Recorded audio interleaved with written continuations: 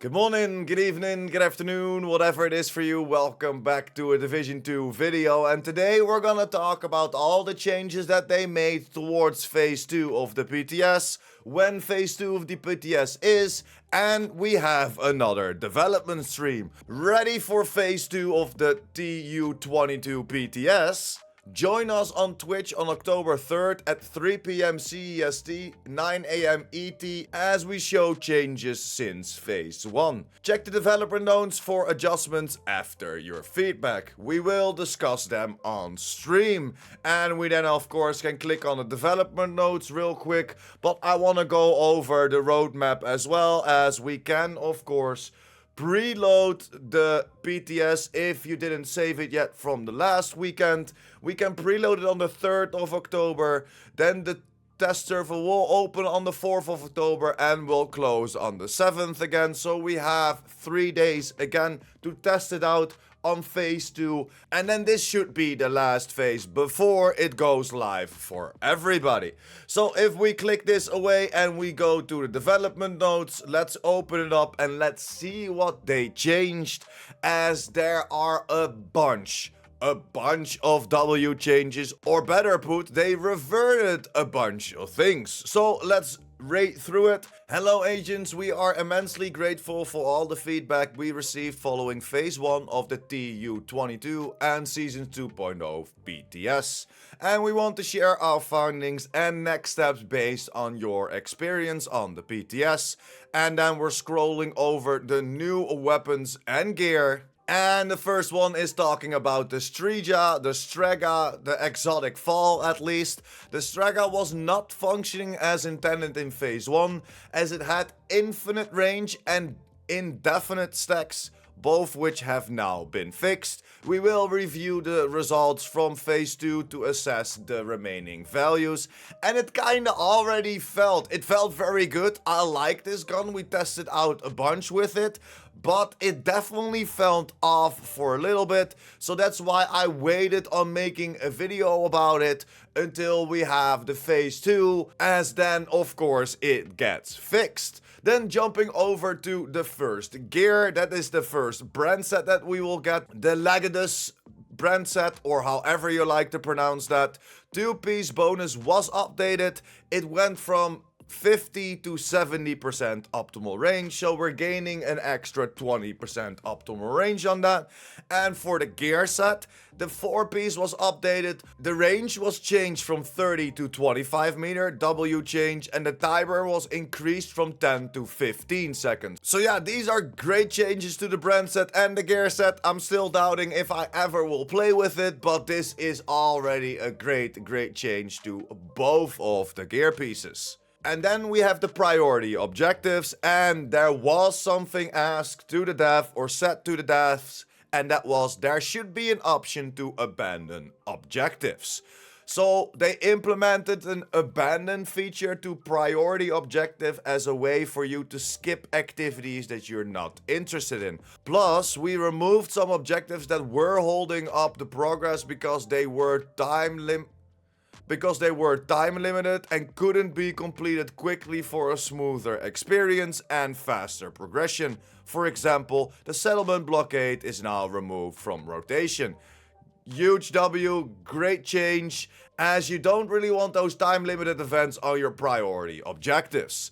Then we're jumping over to the seasonal modifiers, and there are a few changes with these modifiers, as the community came up with the UI issues with the range dependencies for Stellite coding, and that was hella annoying. This was one of the most annoying modifiers, although there are some other ones as well, I'm not gonna lie. The description was incorrect and misleading, so we updated it. There wasn't any connection between the color and functionality. Now, the icon changes color depending on the range from which the enemy must be taken down. Short, medium, or long. And the bar shows how many stacks you need to deplete. You deplete the stacks with each shot. So a huge Huge W. It wasn't really working as intended, and we already kind of knew that, right? Like, before we stepped into phase 1 of the PTS, Yannick already told us that those little icons above our heads are now black and should be a different color. There were a few things that they still had to implement, and I'm glad that they implemented this with the seasonal modifiers, because I'm not gonna lie, I heard a lot of people switching off the seasonal modifiers, especially because this was in the game and it was kinda annoying. Then jumping over to the Stellite coding range felt frustrating. So that's again the same modifier. We are aware that the Stellite coding is the most abundant modifier globally. As you already have noticed, this is due to the fact that common enemies are the most likely to have it equipped. Unfortunately, we do not have a limit on how many members of a fire team can have the same modifier equipped at once. However, we will take the following actions. Remove the eligibility for Stellite for a couple of common enemies, such as Black Tusk Assault and Throwers, and assign them to scarcer modifier, like a Master of None or Requital, as Terrifier requires the NPC archetype to be exclusively melee. And we slightly lowered the chance for each enemy to have a modifier equipped on higher end difficulties, like Heroic. So that goes from 80% to 65 to 70%, for example, right? So this is an example, so don't take these numbers as the real numbers that you're using, that we have an 80% chance to get this modifier against us on Heroic. This is just an example. So yeah, these are good changes for the Stellite coding seasonal modifier. Then we go over to some balancing, and that means that we will go over some of the reverted nerfs, and I gotta say, everybody and their mom is going to be happy. Sledgehammer and the Mosquito Song talents. Since a lot of players weren't happy with the changes to Sledgehammer talent, we are going to switch it back to it was in TU21, the current live version.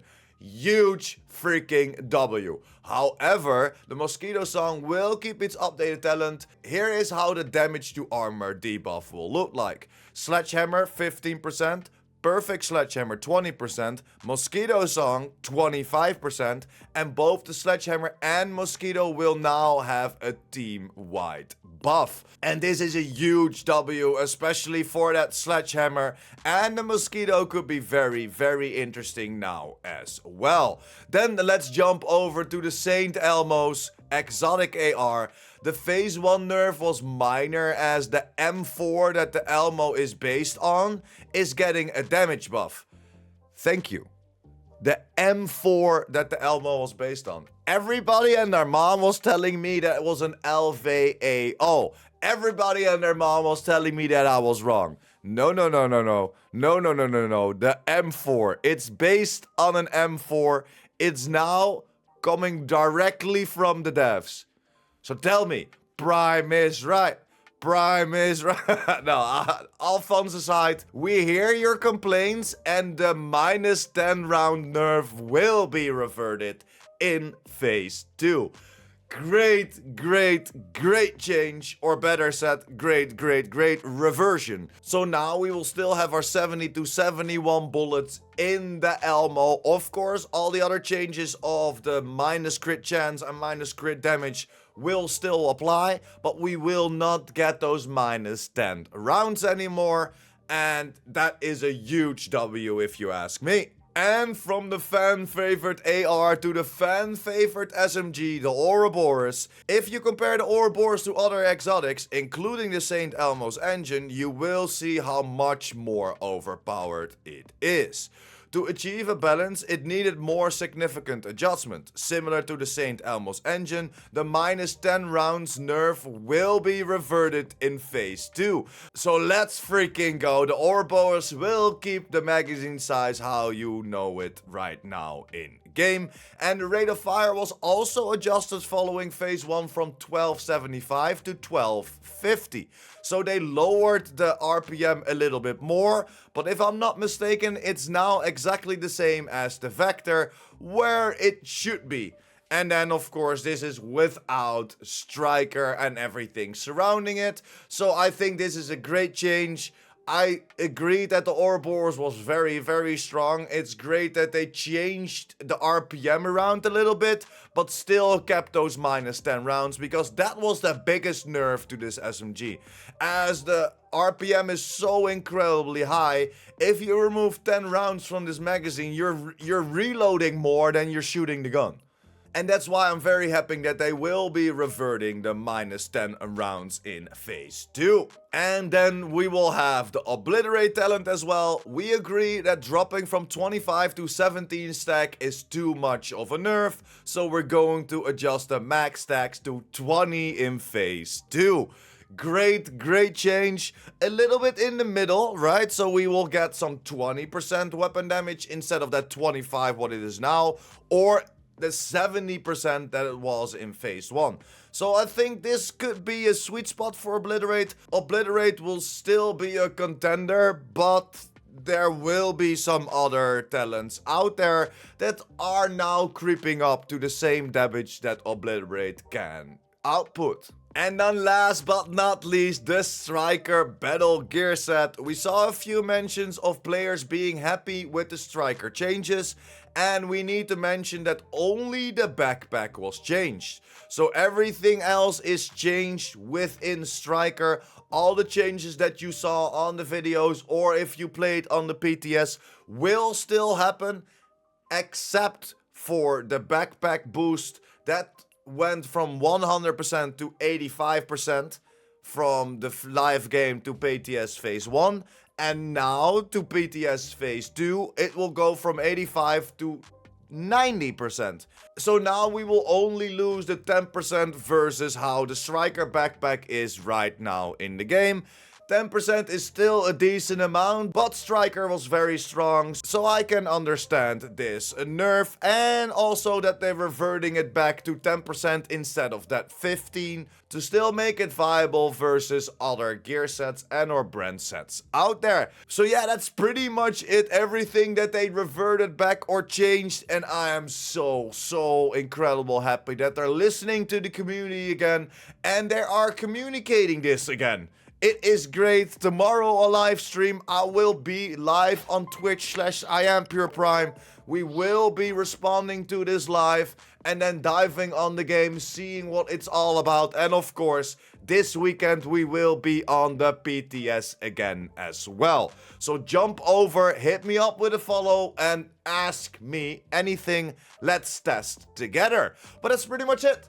Thank you very much for sticking until the end. Like the video if you liked the video or helped you out in any way or form. And of course, if you're new here and or you want to be updated by the Division 2, make sure to hit that subscribe button as well. And I will see you in the next one.